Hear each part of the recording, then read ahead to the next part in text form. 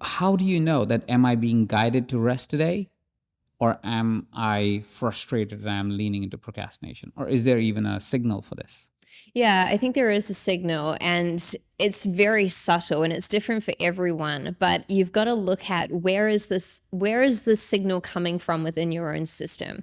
And you've got to learn how to recognize this and then train yourself to recognize, okay, is this guidance or is this sabotage? Right? Is this Mm-hmm. alignment or am I acting from a misaligned place? Mm-hmm. And it's very subtle. It really takes a lot of practice to tune into this. So, for example, you might say, okay, cool, I think this is guidance from my soul that I'm not meant to do this thing. And then you don't do it and you put it off. And then something happens in your life and you're like, I should have done that thing, Mm-hmm. right? You have that moment where you're like, why didn't I listen? So instead of beating yourself up about it or judging yourself or just forgetting about it, use it as a learning opportunity, right? Mm-hmm. And then we can look back and be like, well, why did I not listen? What Mm-hmm. program or pattern played a part in that? Mm-hmm. Where did I disconnect and maybe not trust the guidance of my soul that is Mm-hmm. actually looking to come through? And you can learn from that so that you get better at it. Now, it's also the same when you have the guidance, don't do that thing, and you don't do the thing. And then you're like, oh, I'm so happy I listened. That really wasn't good for me to do that thing.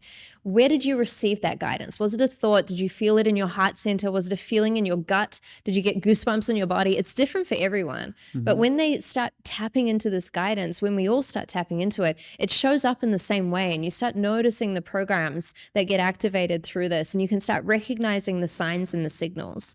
One of the ways that's great to start tapping into this soul knowledge and this soul feeling and this intuitive guidance is if you have a big decision, like let's say someone says to you, hey, you're in America right now, I want you to fly to Bali next week. And you're just like, the mind is like, oh my goodness, like it's Bali, it's very far away, it's expensive, I don't know if I can do this, and all these thoughts come. But you have a feeling like could be amazing, right? There's amazing people there, I want to go to Bali. What I would do in that scenario, if I had this, should I go, should I not? Should I go, should I not? Is I would start packing my bag. I would physically get my suitcase. I'd be like, where's my hat? Where are my clothes? I'd start packing. Mm-hmm. And while I'm doing that, I check in. How does this feel? Does this feel really good? And am I excited? Okay, I'm going to like get the bag. I'm going to order an Uber. How am I feeling? And you role play it out. And if you're feeling like, no, something's not right here, you trust that. And if you're feeling like, okay, yeah, actually, this makes no sense. I can't believe I'm going to Bali, but this feels amazing. And you follow that. So Mm-hmm. you learn to also like split test, if you like, your connection to your soul and go into these deeper layers of awareness. So you're saying that it's also about really knowing your feelings Yeah. and kind of your sensations, if I may, in your body. One of the things that I use for me to know if this is true or not for me is I give myself 30 days. Like if an idea, a thing knocks at my consciousness for 30 days, doesn't have to be constant, but happens, like it's like, oh, that was the thing that I was going to do. That was the thing. If it knocks at me for 30 days, I know this is true. Like this Yeah. is definitely a calling and not a, because what I found, and I get distracted. I don't know if you do or not, and I'm sure there are a lot of listeners of mine that are kind of like me, but we get distracted sometimes because we are Yeah. looking at something, we're like, that looks fascinating from the outside. I have Yeah. no idea if it is fascinating or not, but from the outside it looks amazing, right? And because suddenly you feel like, oh, that looks amazing, you want it. Yeah. Not from a place of ego, because you want to be amazing. It's more like, oh, that looks amazing, I love to feel amazing. And because of that, sometimes I found myself doing things that I'm like, I don't actually enjoy doing it, Yeah. right? But because of that, I kind of put this filter where I was like, all right, 30 days. If 30 days later I still feel and I'm not influenced, because then I'm not influenced by the person around me. Because let's say I come to them and we're recording this at an event that it starts tomorrow. Suddenly you go, I want to speak at events, right? Because you see somebody speaking at an event and you Yeah. go, I want that. Like that feels amazing. But if in 30 days I don't feel like speaking at an event, I know that's not for me. Yeah. Because I can go, oh, okay, you know what? It was just a noise at the time. That wasn't my soul's calling. Yeah. That was stimulus, if I may call it that. For So sure. that's a filter that I have, which is less to do with sensations, but more to do with time. That Yeah. anything true to your soul would be present to you a little bit longer.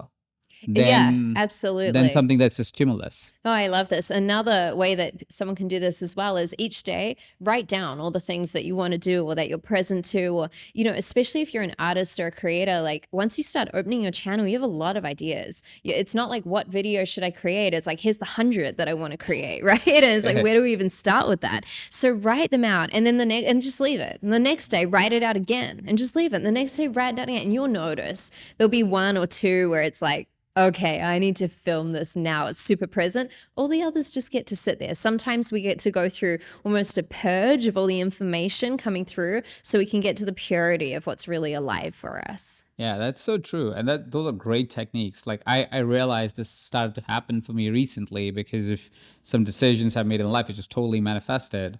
And so I got some more space because I wanted to create some more space for my creativity and for my professional enhancement of coaching, being able to really do the stuff that I want to do because I was in the rut of being CEO in a way and just constantly just building the business, which is great. I love it. And after a point, it was just like, I don't want to do that. I want to focus on what I really want to artfully present in a way.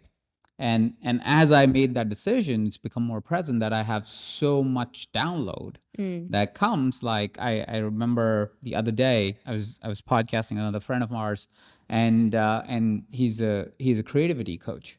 And so as we were talking and having a conversation, he was talking about how, creativity is something that is channeled through you and so on and so forth. And I'm like, I don't know. I feel like I'm more, let's set up 3 hours and be creative in those 3 hours and go to the next one, right? Yeah. Very much like there's a structure and a process to everything. Yeah. Right. And what happens, lo and behold, next day I'm driving for the next set of podcasts, and a poem comes after 20 years. I've not written for 20 years. And 20 years later, while I'm driving to the podcast, and it's so evident and so present to me, I had to stop my car and write the poem before I Wow. can continue the drive, because I was like, I cannot not write this right now. And I'm Right. somebody who wouldn't, type and drive Yeah. and all that stuff. I don't use Siri and all that stuff.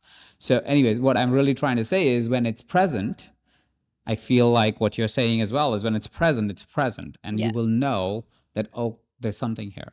Absolutely. Has that happened for you?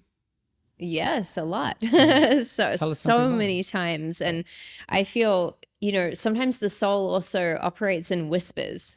Sometimes it's not in flashing lights and it's like, oh my goodness, yes, I feel this so much. Sometimes it's like a little whisper and it's like, go left, just go left. And you're like, oh, but no one's gone left before. And it's like, go left, go left. It's like, are you listening to your soul's whispers? I have this so much, with small things in business, maybe again, like a piece of content that I want to create. And all of a sudden that video ends up going viral. It's not because I sat down and said, okay, let me ask AI for 20 top viral video concepts. Like, no, this came through as creativity at some point. It kept coming, this little whisper. And I was like, okay, let me film this, even though it's a little left field, is maybe a little out of my brand or my niche, but needs to be spoken and said for whatever reason. So let's go for it. So there's been so many things, from little things like that to huge life changes, which have been like the whispers of the soul.